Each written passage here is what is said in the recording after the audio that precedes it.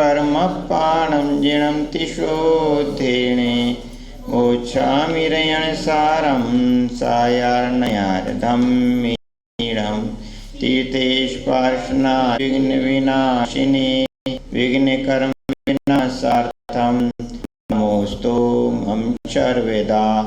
नमो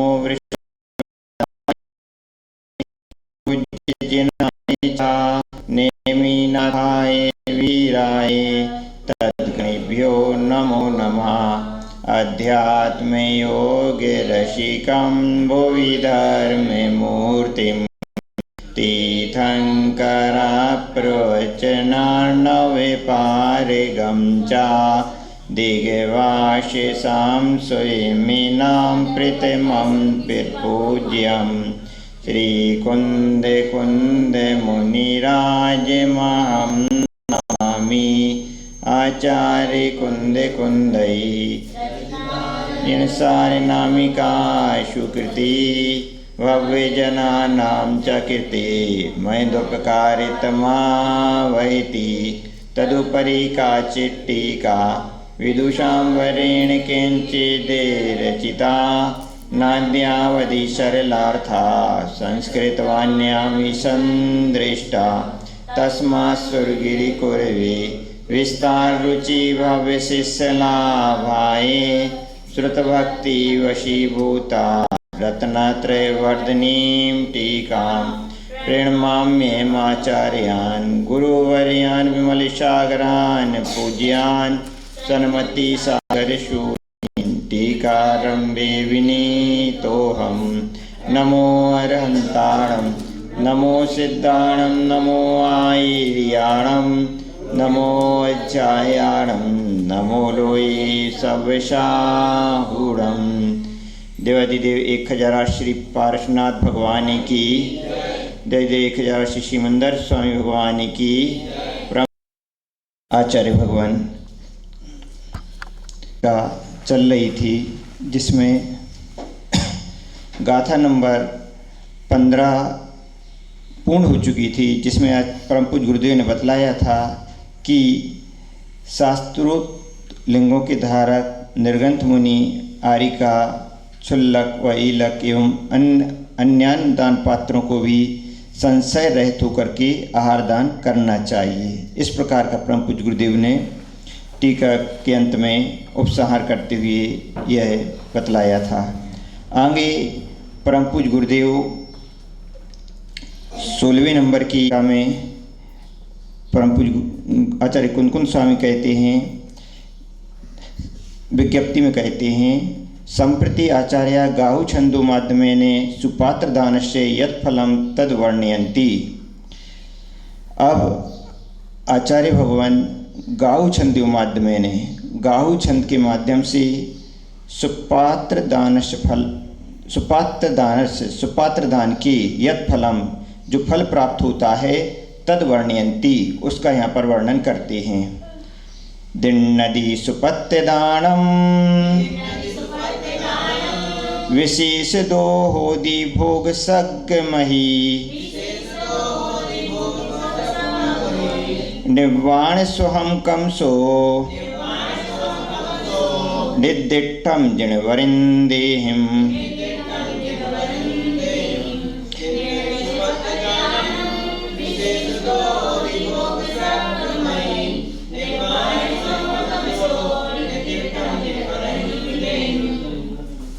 यहाँ बतला रहे हैं कि दिन्नदी सुपत्य दानम अर्थात दिन्नदी दिया जाता है, सुपत्य दानम सुपात्रों को जो दान दिया जाता है, विशेष दो होदी भोग सगमही वह विशेष रूप से भोग भूमि और स्वर्ग रूप फल को प्राप्त होता है। निवाण स्वहम कमसो रिद्दिठम जिणवरन देहिम, साथ ही निवाण स्वहम कमसो क्रम से परंपरा से वह क्या प्राप्त करता है, निर्वाण स्वम अर्थात निर्वाण सुख को भी प्राप्त करता है। रिद्दिठम जिणवरन देहिम ऐसा जिनेन्द्र भगवान ने कहा है। रत्नात्रय वर्णी टीका इसकी रत्नात्रवर्णी टीका में परम पूज्य गुरुदेव गणाचार्य 180 बराक शाह जी मोहनविलास कहते हैं, गाथान्वया सुगमा, गाथा का अन्वय सुगम है। सुपत्र दानम दिन्नदी, सुपात्र दानम यद दिएते तस् फलम किम, सुपात्रों को जो दान दिया जाता है उसका फल क्या होता है, ऐसा प्रश्न किया जा रहा है। उच्चते कहते हैं, विशेष दो भोग शग्मही होदी, विशेष रूपेण फलम भोग भूमि स्वर्गस्य, विशेष रूप से जो फल होता है तो वह भोग भूमि की प्राप्ति और स्वर्गस्य स्वर्ग की प्राप्ति, यह दान का फल है। तत्र दानी श्रावकोन्य जन्मनि गच्छति तत्रोचित भोग सुखानि च भुंक्ते इत्यर्था। तत्र वहाँ वह दानी श्रावकोन्य जन्मनि गच्छति, वह श्रावक अन्य जन्म में जाता है, तत्रोचित भोग सुखानि च भुंक्ते, वहाँ पर वह विभिन्न प्रकार के भोग सुखों को भोग करता है। इत्यर्था, यह अर्थ है। इदम विशेषतः फलम, यह यहाँ विशेष फल बताया गया है। सामान्य रूपेण तो फलम सुख प्राप्ति रीति पूर्वम प्रोक्तमेव, सामान्य रूप से इसके जो फल की प्राप्ति होती है उसको पूर्व में 14वें नंबर की गाथा के व्याख्यान में भी कहा जा चुका है। दान फलेने भोग भूमि स्वर्गादि प्राप्ति रण्यत्रापि वर्ण्यता, दान के फल से भोग भूमि और स्वर्ग आदि की प्राप्ति का अन्य भी वर्णन किया गया है। यथा अमितगति श्रावकाचार्य प्रोक्तम, जैसा कि अमितगति श्रावकाचार्य के अध्याय 11 के श्लोक 62 में कहा गया है, पात्रेभ्यो या प्रकृष्टेभ्यो मिथ्या दृष्टि प्रयच्छति सायाति भोग भूमिषु प्रकृष्टासु महोदया। अर्थात पात्रेभ्यो या प्रकृष्टेभ्यो मिथ्या दृष्टि प्रयच्छति, जो मिथ्या दृष्टि भी जो होता है वह पात्रेभ्यो, पात्रों में जो उत्तम पात्र होते हैं उनको दान देता है, तो वह सायाति भोग भूमिषु प्रकृष्टासु महोदया, तो वह महान अभ्युदय वाला उत्तम भोग भूमियों में उत्पन्न होता है। ऐसा यहाँ बतला रहे हैं। तथा वसुनंदी श्रावकाचार्य ग्रंथे गाथा 246-247 से भणितम, तथा वसुनंदी श्रावकाचार्य ग्रंथ के गाथा 246 और 247 में भी कहा गया है, मज्जि मम्मी पत्तम्मी दे दानम कुबाम दिट्टिवी सो मज्जि माशु जीवा उपज्जई भोग भूमि सो। यहाँ बतला रहे हैं कि जा मज्जम्मी पत्तम्मी दे दानम कुबाम दिट्टिवी, जो मिथ्या दृष्टि भी मध्यम पात्र को दान देता है, वह जीव मध्यम भोगभूमियों में उत्पन्न होता है। जो पुण्य जहन्न पत्तम्मी देई दानम ताव्यो विनरो जाई फलेन जहन्नसो भोग भूमि सुसो जो जीवो। और बतला रहे हैं, और वह वैसा ही मिथ्या दृष्टि भी मनुष्य जघन पात्र को भी दान देता है, तो दान के फल से वह जीव जघन भोग भूमियों में उत्पन्न होता है। तो यहाँ पर हमें बतलाई कि यदि मिथ्या दृष्टि जीव भी जो दान देता है, मध्यम पात्र या जघन पात्र को भी दान देता है, उसके फल से वह भोग भूमि को प्राप्त होता है। अत्रायम विशेषा, यहाँ यह विशेष है, मनुष्याणाम त्रिश्चाम निवास भूमिर्मध्य लोके द्विधा कर्म भूमि भोग भूमिश्चे, मनुष्यों और त्रियंचों का निवास भूमिर्मध्य लोके, जो भूमि में जो मध्यलोक होता है उसमें दो प्रकार की भूमियाँ होती हैं, कर्म भूमि और भोग भूमि। कर्म भूमि और भोग भूमि, एतयो यत्र शुभाशुभ कर्मणां समर्जनम विधीयते षण्णां कर्मणामसि कृषि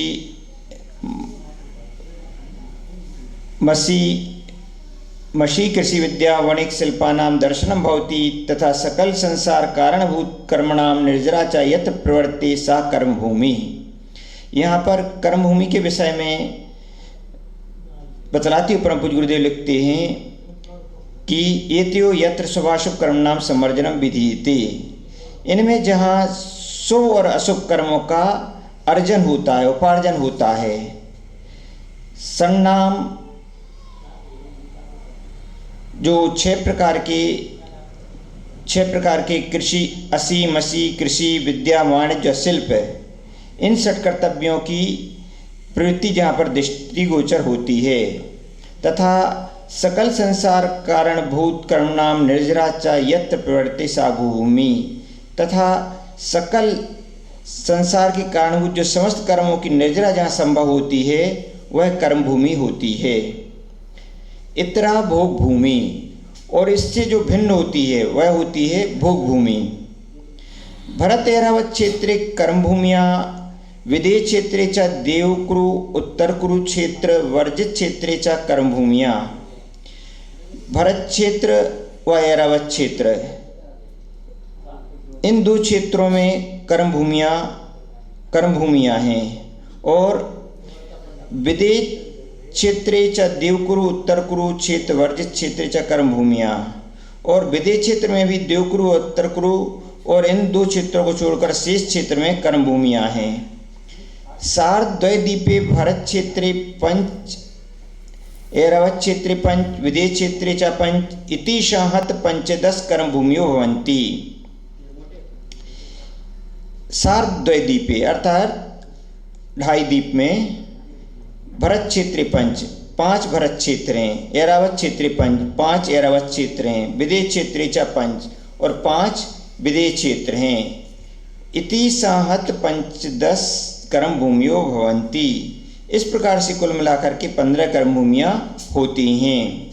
भोग भूमिषु ज्ञान दर्शने भवता, भोग भूमियों में ज्ञान, सम्यक ज्ञान और सम्यक दर्शन तो होते ही हैं, किंतु अविरत भोग परिणामात् चारित्राभावा, किंतु अविरत भोग के परिणाम होने से चारित्र का वहाँ पर अभाव पाया जाता है। उक्तम च तुलोय पंडितौ, जैसा कि तुलोय पंडित ग्रंथ के अध्याय 4 के गाथा 386 में कहा गया है, ते सवे वर जुगला अन्नोनुपन्न पेम सम्मूढ़ा जमहा तमहा ते सुम सावय वध संयमोड़थी। यहाँ बतला रहे हैं ते सब्बे वर जुगला, जो वहाँ के जो भोग भूमि जीव होते हैं कैसे होते हैं, सब्बे सभी, जुगला युगल होते हैं, अन्नोनुपन्न प्रेम सम्मूढ़ा, और यह परस्पर में प्रेम में सम्मूढ़ अर्थात मुग्ध रहा करते हैं।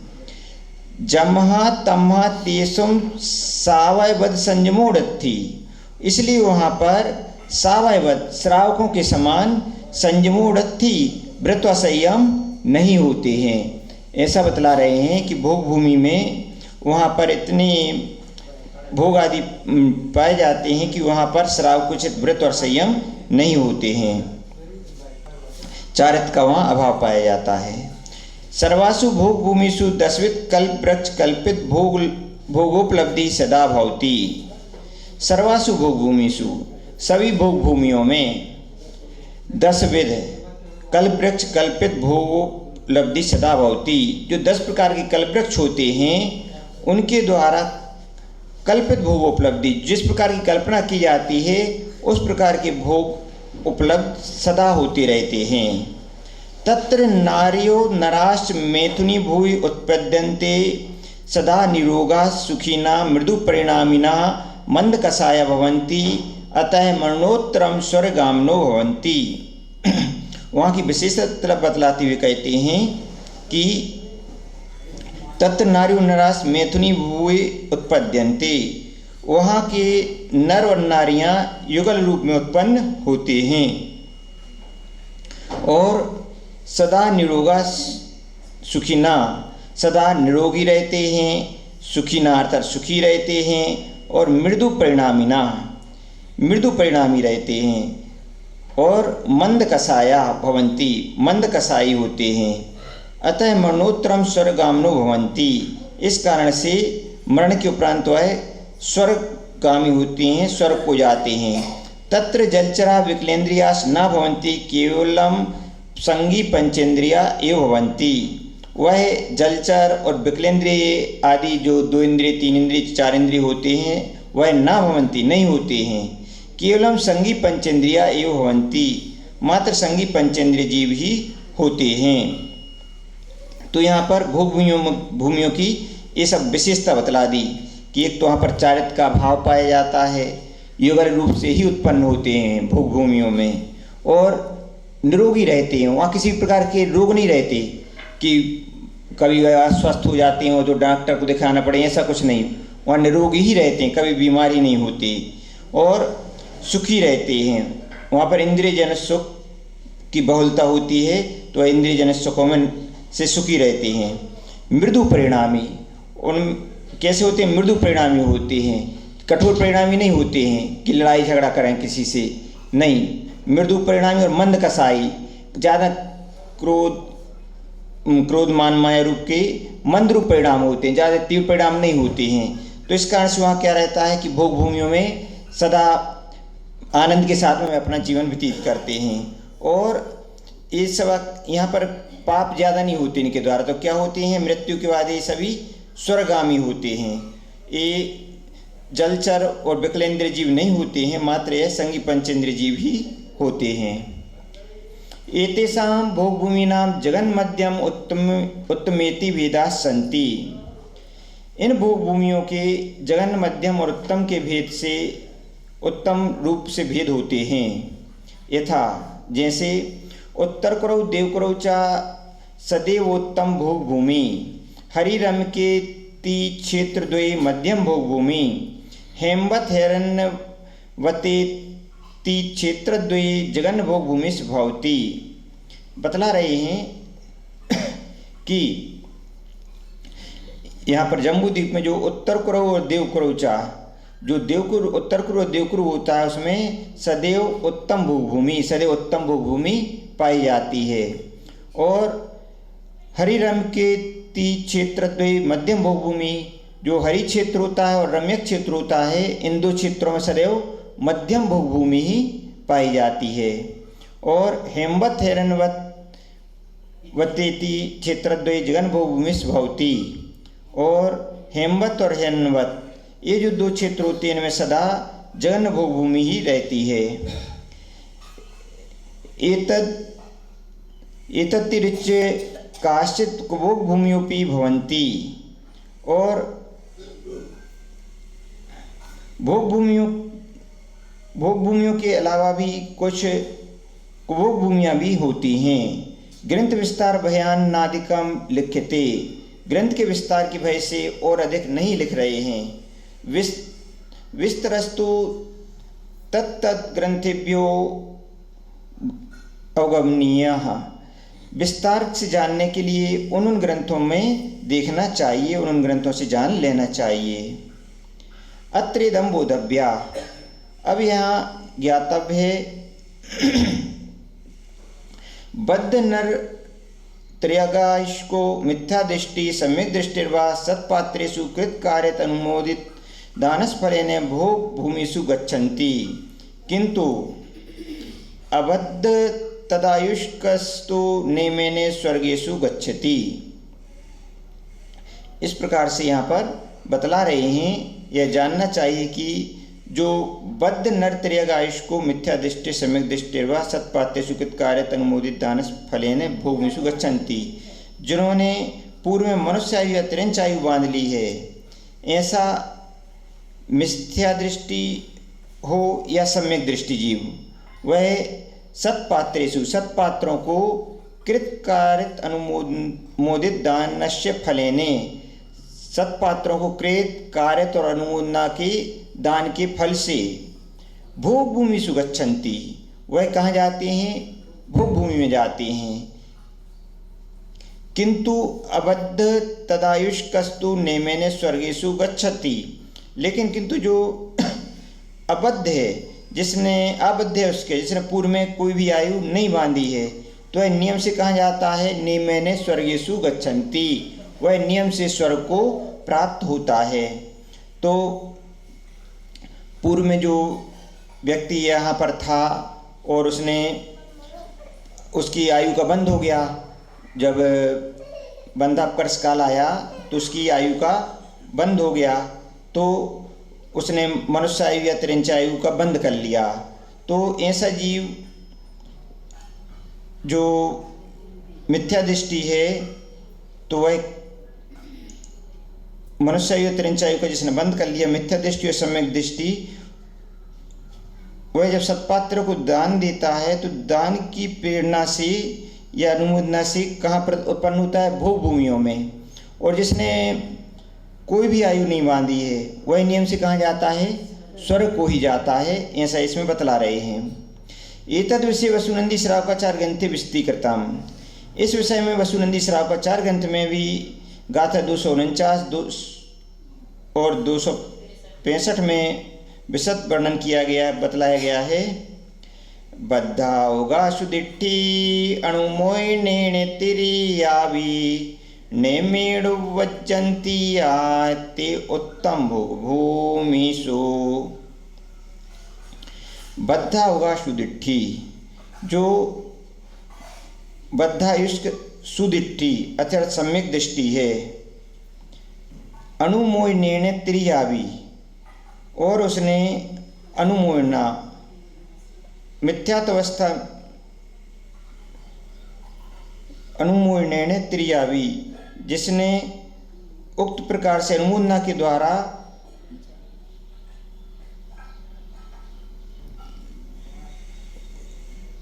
जो बद्धायुष समय दृष्टि होता है, अर्थात मिथ्या दृष्टि अवस्था में पहले जिसने मनुष्य आयु को बांध लिया है और पीछे सम्यक को उत्पन्न किया हो, ऐसे मनुष्य पात्रदान से और उक्त प्रकार के तिरंच भी अनुमोदना करने से नियमता उत्तम भोग भूमियों में उत्पन्न होते हैं। यहाँ ऐसे इस प्रकार से वही बात बतला रहे हैं कि जो बद्धायुष्क होता है वह बद्धायुष्क मनुष्य पात्रदान के बल से भोग भूमियों में उत्पन्न होता है, ऐसा बतला रहे हैं। जे पुण्य सम्माइठी विरिया विरिया विवेपत्तस्य जायंती दान फल तो कप्पेशु मड्डिया देवा। जे पुण्य सम्मा इट्ठी, जो आवृत विरिया विरिया विवेपत्त से, जो आवृत सम्यक दृष्टि और देश संयत जीव हैं, वे तीनों प्रकार के पात्रों को दान देते हैं, तो उसके फल से स्वर्गों में महऋदिक देव होते हैं। इस प्रकार से बतला रहे हैं। जो सम्यक दृष्टि चतुर्थ गुण स्थानवर्ती होते हैं और पंचम गुण स्थानवर्ती जो देश संयत होते हैं, वह तीनों प्रकार के पात्रों को दान देते हैं और उसके फल से स्वर्गों में महऋदिक देव होते हैं।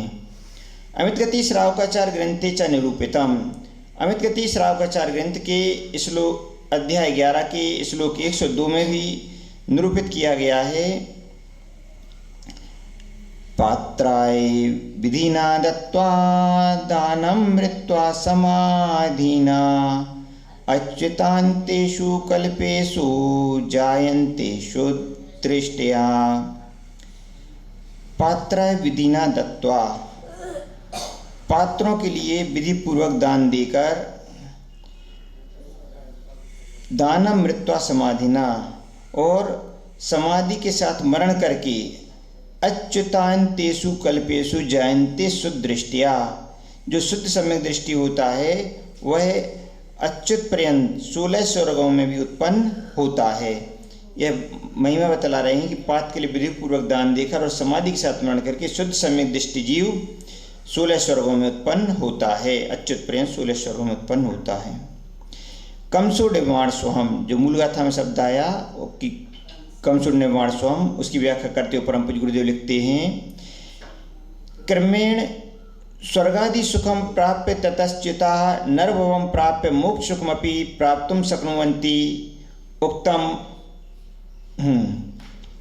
क्रमेण क्रम से स्वर्गादि सुखम प्राप्य, क्रम से स्वर्ग आदि सुखों को प्राप्त करके और ततश्च्युताः और वहाँ से च्युत होकर के नर भवम प्राप्य, नर भव को प्राप्त करके, मनुष्य भव को प्राप्त करके मोक्ष सुखमपि प्राप्तुं शक्नुवन्ति, मोक्ष सुख को भी प्राप्त करने में क्या होता है, प्राप्त कर सकता है, समर्थ होता है।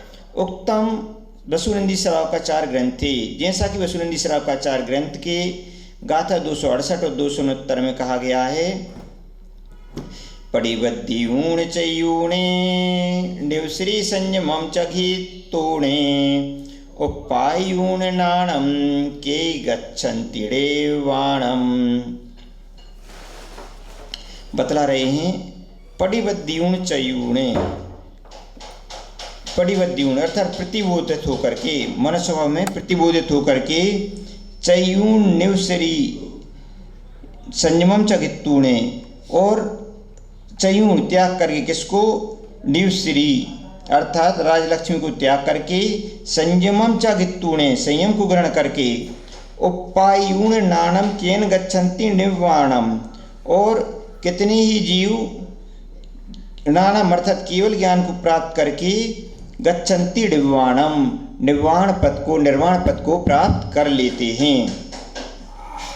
और बतला रहे हैं अन्ये सुदेवत्तम समानुसत्तम पुड़ पुड़ुलही ऊणे सत्तट भवे ही तहो समानुसत्तम कमख्यम नेमा।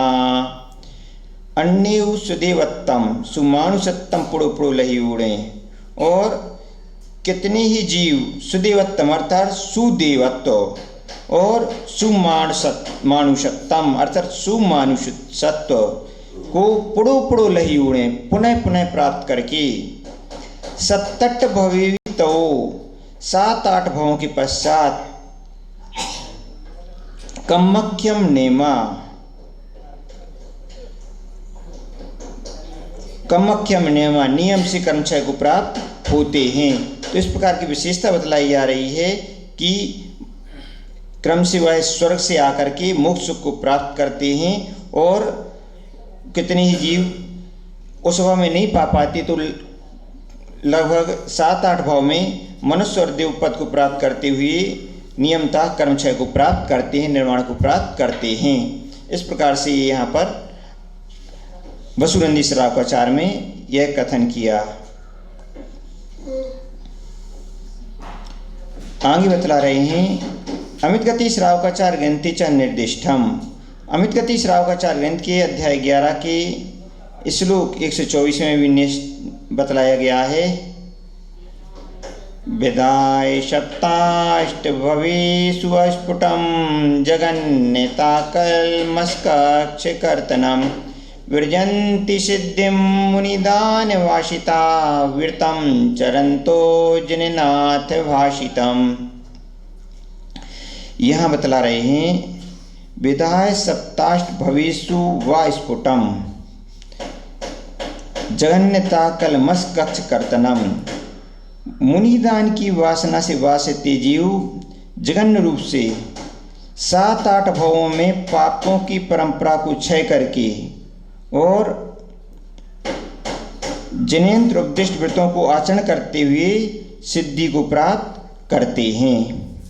इस प्रकार से यहाँ यह बतलाया कि मुनिदान की वासना से अर्थात मुनिदान के कारण से प्रभाव से ये जगन्य रूप से 7-8 भावों में पापों की परंपरा को क्षय करते हुए मोक्ष पद को प्राप्त कर लेते हैं। अत्रेदम बोधव्यम। अब यहाँ पर जानना चाहिए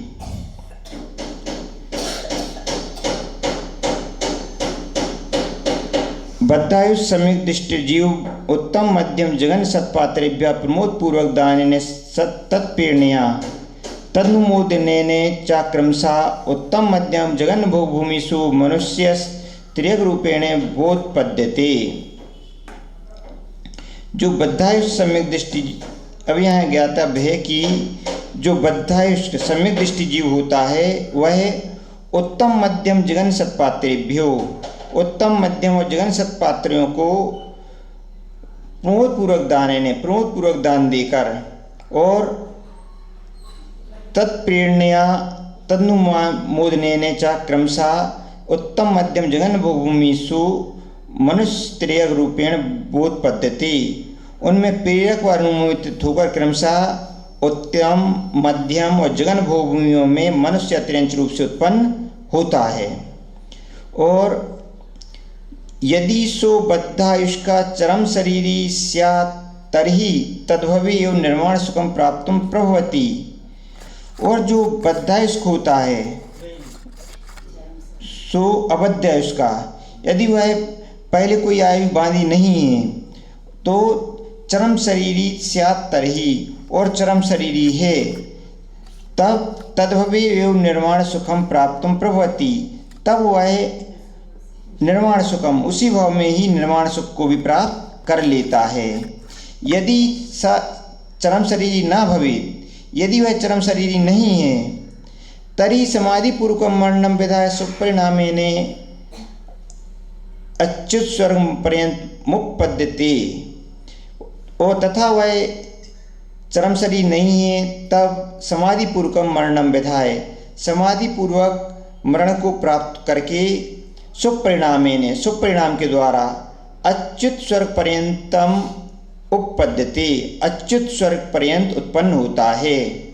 तत्र धर्म ध्यान पूर्वकम जीवनम यापयति, और वहाँ पर वह धर्म ध्यान पूर्वक जीवन बिताकर तत्र चा आयुषा क्षय कर्म भूमिषु कस्मंचित उत्तम कुले उत्पद्यते, वहाँ वह आयु के क्षय होने पर कर्म भूमि के में किसी उत्तम कुल में उत्पन्न होता है।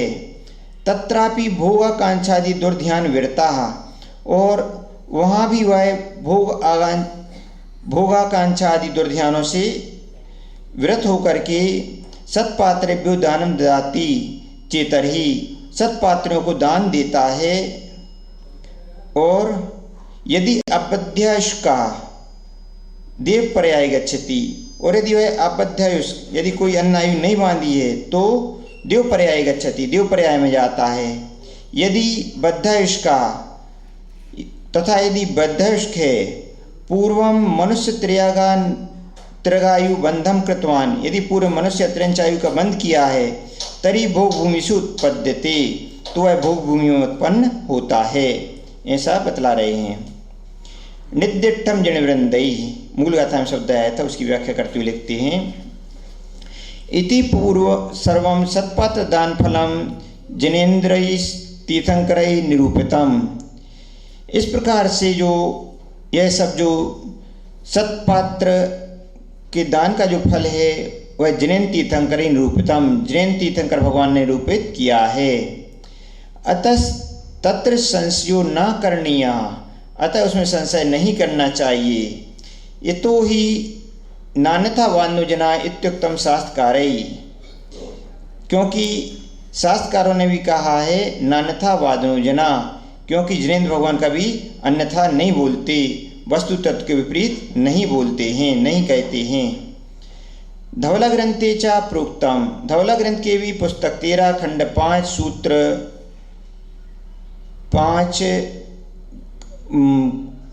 5 खंड 135 गाथा टीका और पृष्ठ 389 में प्रोक्तम कहा गया है।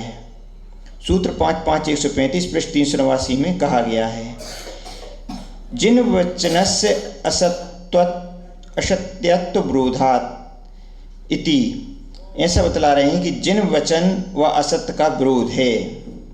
अतो जिनुपदिष्टे दान विधौ तत्फलेषु च दृढ़ सिद्धानम करणीयमेवेति शास्त्रकारा अत्र संसूचयन्ति। इसलिए जिनेन्द्र भगवान के द्वारा उपदिष्ट दान की विधि और उसका फल है, उसमें दृढ़ सिद्धान को करणीय मेवेति करना चाहिए। शास्त्रकारा अत्र संसूचयन्ति, ऐसा शास्त्रकार यहाँ पर सूचित करते हैं। एवं हे भव्य, इस प्रकार हे भव्य यथाशक्ति उत्तम पात्रेषु, यथाशक्ति उत्तम पात्रों को न संभवेत् चेत मध्यमादिषु दीपात्रेषु स्वयं महारादि दाने प्रवर्तस्व। तत्पि न संभवति चेत उत्तत्पेरको अनुमोदको वा भवे एन सुगति मन्य जन्मनि लभे सुखमुत्तमं च प्राप्नुया इति गाथाया सारा। इसलिए यहाँ पर अब ग्रंथ के इस गाथा के अंत में परम पूज्य गुरुदेव इस गाथा का उपसंहार लिखते हुए कहते हैं कि इस प्रकार हे भव्य यथाशक्ति उत्तम पात्रेषु, यथाशक्ति उत्तम पात्रों को न संभवित चेत मध्यमादि पात्रेषु, यदि यह वह संभव ना हो तो मध्यम आदि पात्रों को स्वयं आहारादि दाने प्रवर्तस्व, स्वयं आहारादि दान में प्रवृत्ति करो। तदपि न संभवति चेत तत्पेरको अनुमोदको वा भवे, यदि वह भी संभव ना हो तो उनको उसमें दान के प्रेरक बनो और उसकी अनुमोदना करो। एन सुगति मन्य जन्मनि लभे, उससे ताकि अन्य जन्म में सुगति और सुखमुत्तम च प्राप्नुया, उत्तम सुख की प्राप्ति हो सके। इति गाथाया सारा, यह गाथा का सार है। तो इस प्रकार से जानना चाहिए कि सदा उत्तम, मध्यम और जघन पात्रों को दान दे करके सभी के लिए मोक्ष मार्ग नियम परंपरा से मोक्ष मार्ग को और अन्य सुगतियों में को प्राप्त करके अपनी आत्मा का कल्याण करना चाहिए। यह गाथा का सार है। परम पूज्य गणाचार्य गुरुदेव शास्त्री विराग साई महामुनि राज की, श्री आदिनाथ भगवान की, परम पूज्य वासलरत्न कराचार्य श्री विमल साई महाराज की, परम पूज्य तपस्वी सम्राट श्री सनुति साई महाराज की, परम पूज्य सर्वेतर राशन गणाचार्य गुरुदेव शास्त्री विराग साई महामुनि राज की, अहिंसा वहीं विश्व धर्म की। परम पूज्य गुरुदेव 180 विराग साई जी महाराज को नमन वंदन करते हुए अपनी बात को प्रारंभ करता हूँ। मेरी भावना जिसमें पूर्व में भी उस पर हम सभी ने जानने और समझने का प्रयास किया था, उसमें जो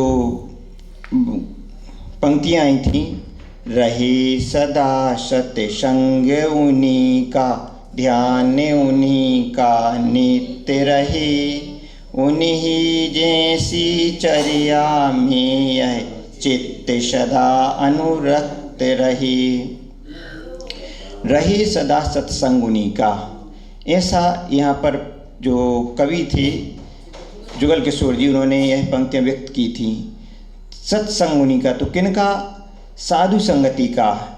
कौन से साधु? विषयों की आशा नहीं जिनको विषयों की आशा नहीं है, ऐसे जो साधुजन होते हैं, रहे सदा सत्संग उन्हीं का।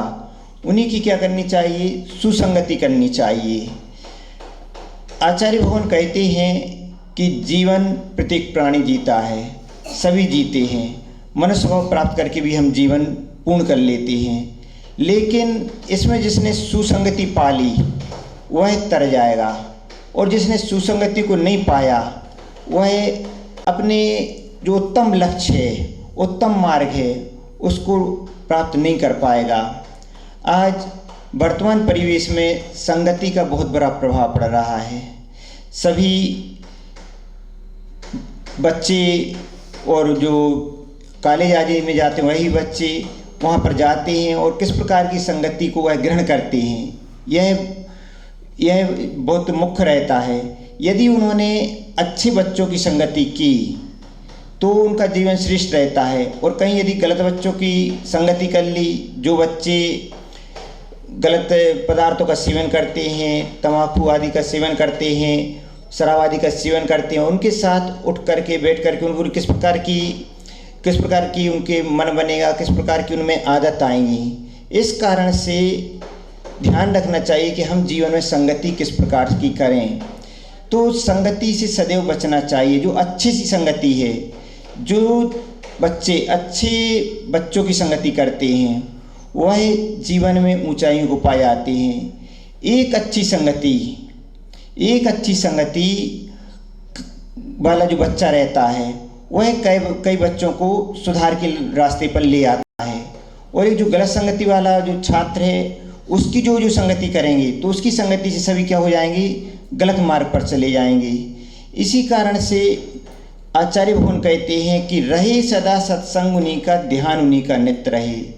तो जहाँ पर साधुजन हैं, जिनके परिवार में बच्चे साधुजनों की संगति में आ गए हैं, तो जो बच्चे साधुजनों की संगति में आ गए हैं, महाराज माता जियों के पास आते हैं, उनके दर्शन करने के लिए जाते हैं, उनकी भावना रहती है कि हम महाराज माता जी के पास जाएं, उनकी भैयावृत्ति करें, उनके लिए आहार दान दें। तो उनकी यह भावना रहती है, तो उस एक बच्चे का प्रभाव यह रहेगा कि उस बच्चे के कारण से पूरा परिवार में धर्ममय वातावरण रहेगा।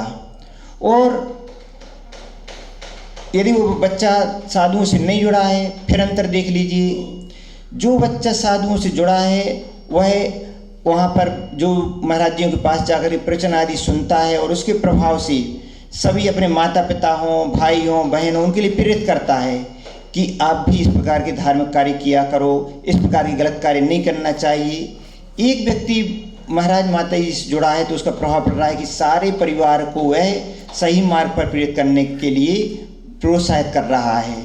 और जो नहीं जुड़ा है साधु संगों से, तो उनके लिए तो कोई मार्गदर्शन देने वाला ही नहीं है, कोई सब में दिशा बतलाना भी नहीं, बतलाने वाला भी नहीं है।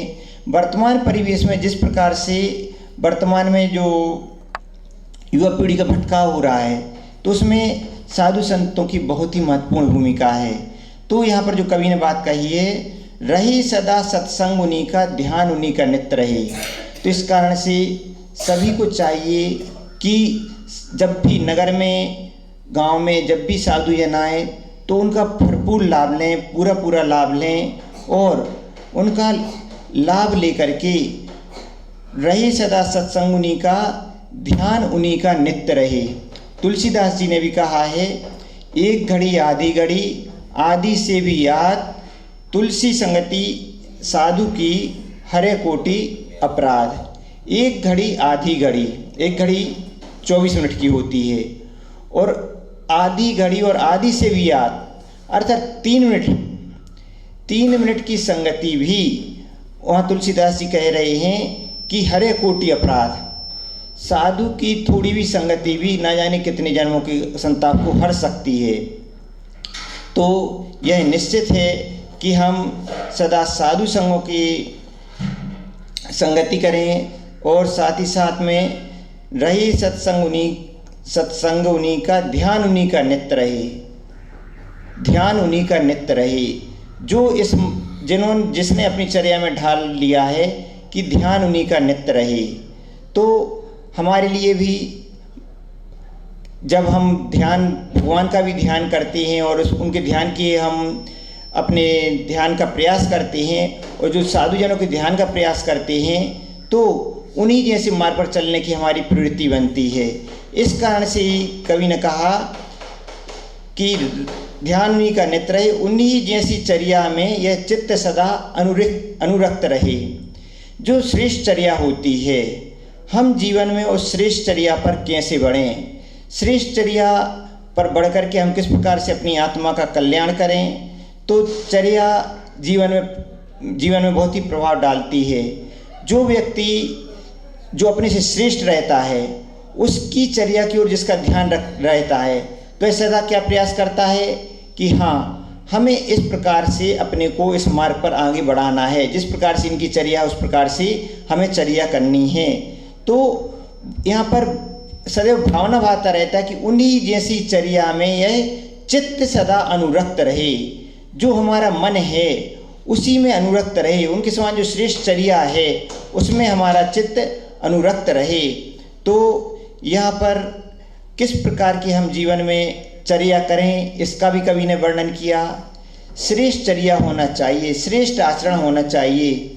श्रेष्ठ आचरण किस प्रकार का हो, विष्णु आदि से दूर रहें, जो गलत प्रवृत्तियां हैं उनसे दूर रहें, और इस प्रकार से हम श्रेष्ठ आचरण को पा सकते हैं। और इनको दूर करके जो सद आचरण हैं, सद आचरण अर्थात सत्कर्तव्यवादी हैं, इन पर हम बढ़ें।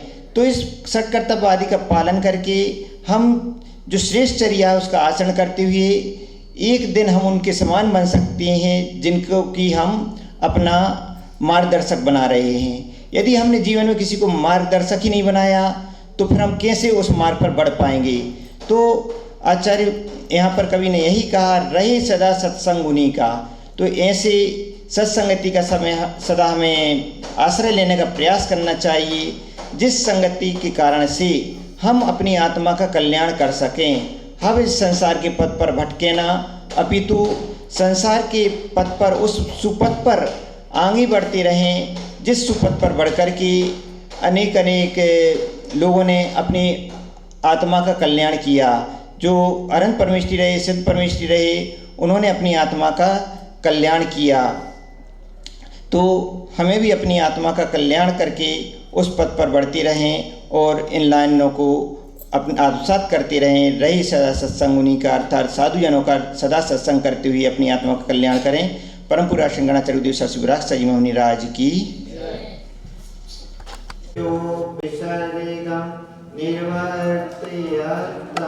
नमामि पार्श्वं मयदादरे, नमामि पार्श्वं मयदादरे।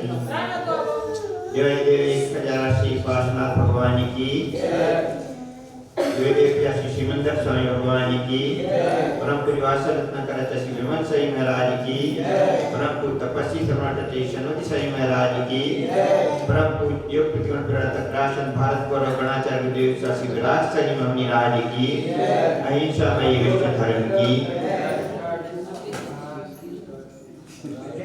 बंधु परम गुरुदेव गणाचार्य श्री विराज साई मोहनी राज को नमन वंदन करते हुए अपनी बात को प्रारंभ करता हूँ।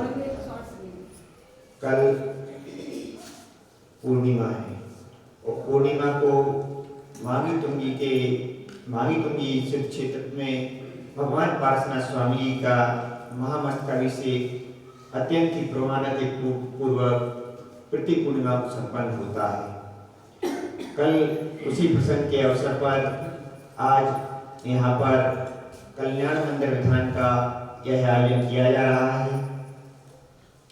कल्याण मंदिर विधान, जिसमें यह वास्तविकता में पार्श्वनाथ स्तोत्र है, भगवान पार्श्वनाथ स्वामी की जिसमें महिमा का गुणगान किया गया है। लेकिन इसका जो प्रारंभिक पद है, कल्याण मंदिर मुदार मुवद्दवेदी, तो इसमें कल्याण मंदिर शब्द प्रारंभिकता में आया है। तो इस स्तोत्र का नाम क्या रखा गया? कल्याण मंदिर स्तोत्र। जिस प्रकार से भक्तांबर स्तोत्र है, भक्तांबर स्तोत्र में किसकी स्तुति की गई है? भगवान आदिनाथ स्वामी की। आदिनाथ स्वामी का वह स्तोत्र है, लेकिन भक्तांबर स्तोत्र का जब प्रारंभ होता है तो क्या प्रारंभ होता है? भक्तामर प्रणत मौलिमणि कृपाणा। तो भक्तामर, तो उस स्तोत्र का नाम क्या रख दिया गया? भक्तामर स्तोत्र। इसी प्रकार से इस स्तोत्र का नाम क्या रखा गया? पार्श्वनाथ स्तोत्र का नाम कल्याण मंदिर स्तोत्र। और यहाँ पर उसी कल्याण मंदिर विधान का आज हम सभी क्या कर रहे हैं? यहाँ पर आयोजन किया गया। आप सभी भक्ति भाव से यहाँ पर कल्याण मंदिर विधान कर रहे हैं।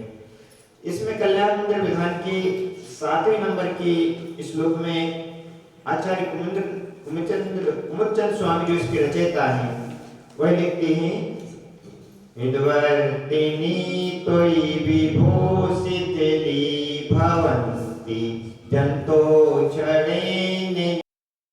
स्वामी की स्तुति करते हुए आचार्य कुमुदचंद स्वामी कहते हैं, हे पार्श्वनाथ स्वामी, हे भगवान, विद्वर्तिनी त्वयि विभूषित भवन्ति, जिस प्रकार से सद्यो भुजंगम मया एव मध्य भागे मभ्यागते वनस्कंदनी चंदनस्य, जिस प्रकार से वन में चंदन के वृक्ष होते हैं और चंदन के वृक्ष पर क्या लिपटे रहते हैं? सर्प, बहुत विशाल विशाल सर्प उस पर लिपटे रहते हैं। और ज्यों ही वहां पर मयूर आता है, मोर आता है, तो मोर की आवाज सुनते ही जो सर्प रहते हैं उसके बंधन कैसे पड़ जाते हैं? धीरे पड़ जाते हैं मयूर की आवाज सुनते ही। वैसे ही आचार्य बतला रहे हैं हितवर्तिनी त्वयि विभो शितली भवन्ति जंतो क्षणेन निविड़ा अपि कर्मंदा। हे भगवान, आप जो भक्त होता है, भक्त जब आपकी भक्ति के रस में डूबता है, उस भक्ति के प्रभाव से और आपका स्मरण करके जो कर्म बंधन है, अनादिकाल से बहुत से कर्म बंधे हुए हैं, हमारी आत्मा के साथ बहुत से कर्म बंद हो गए, बंद प्राप्त हो गए हैं, तो आपकी भक्ति के प्रभाव से सारे कर्म कैसे हो जाते हैं, धीरे पड़ जाते हैं। उन कर्मों, बहुत से कर्म क्या है, हमारी भक्ति के प्रभाव से हम कर्मों के बंधन से मुक्त हो जाते हैं, छूट जाते हैं। तो आचार्य लोगों ने यहाँ पर प्रभु की भक्ति की महिमा बतला रहे हैं। प्रभु की भक्ति की कितनी महिमा है कि प्रभु की भक्ति के प्रभाव से हम जो आदिकाल से कर्म बंधे हुए हैं, हम संसार में क्यों भटक रहे हैं? हम संसार में इसीलिए भटक रहे हैं क्योंकि हम अनादिकाल से अभी तक पाप कर्म करते हैं। और पाप कर्म कैसे हो जाती है? गृहस्थी में रहते कि नहीं रहते? अब भैया लोग बिजनेस करते, अब बिजनेस में 24 घंटे में से अब आप कितना समय निकाल पाते धर्म के लिए? कोई 10 मिनट, कोई 15 मिनट, कोई आधा घंटे, कोई 1 घंटे। अब 23 घंटे आप किस में बीत रहे हैं? सांसारिक कार्यों में। सांसारिक कार्यों में 23 घंटे बीत रहे हैं, तो क्या हो रहा है? निरंतर 23 घंटे आपका पाप का आश्रव जारी है। अब पाप का आश्रव जारी है और आप थोड़ी सी देर पुण्य कर रहे हैं। कई लोग तो क्या करते हैं, मंदिर ही नहीं जाते हैं, उस मंदिर जाकर के मत दर्शन किए, चल दिए, और कुछ थोड़ा और समय निकाल के अभिषेक पूजन भी करते हैं। तो हम जब क्या करते हैं, भगवान की आराधना के माध्यम से, भक्ति के माध्यम से, कि अधिक से अधिक समय भगवान की आराधना को दे सके, तो जो हमारे जो कर्म बंधन को प्राप्त हुए हैं, तो भगवान की आराधना के माध्यम से हम कर्मों को क्या कर देते हैं, छीन कर देते हैं, उनको हम नष्ट कर देते हैं। तो आचार्य यही बतला रहे हैं कि भगवान की आराधना की महिमा है, भगवान पार्षद स्वामी की आराधना की महिमा है कि जो हमने कर्मों को बंद किया, उस कर्मों से हम छूट जाते हैं। आचार्य समन्वत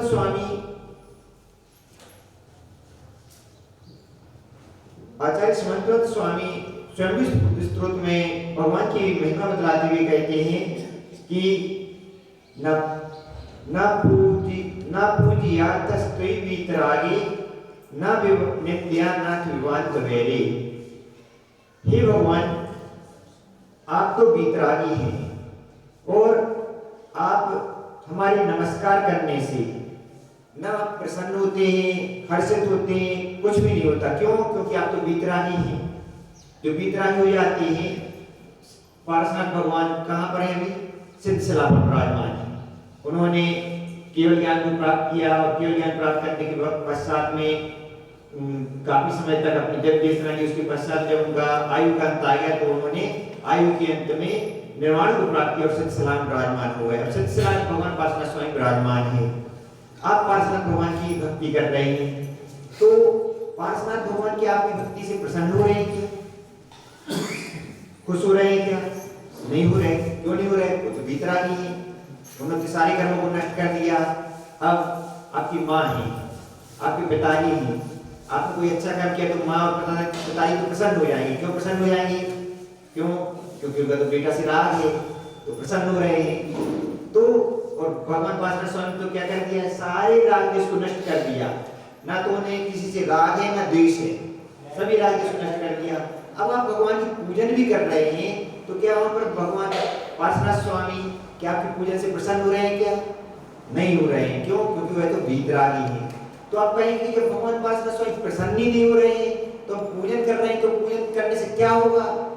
तो यहाँ पर आचार्य समन्वत स्वामी कहते हैं कि जिनेंद्र को नमस्कार करने से ना तो वह प्रसन्न होते हैं और ना ही उनकी निंदा करने से वह अप्रसन्न होते हैं, किंतु तथापि ते पुण्य गुण स्मृतन न पुनातु चित्तम दुर्तांजनेभ्यः।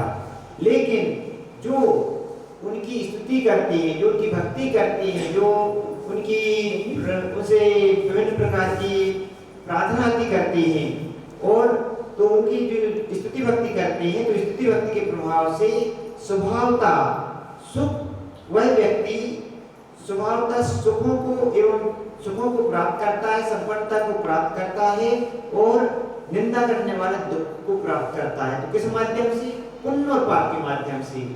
आपने भगवान की भक्ति की तो भगवान ने तो कुछ नहीं किया, लेकिन जो पुण्य कर्म होते हैं, पुण्य कर्म आपकी सत्ता से क्या हुआ, बद्ध हो गए, पुण्य कर्म आपकी सत्ता में आ गया। और पाप कर्म क्या हुआ, जो पाप के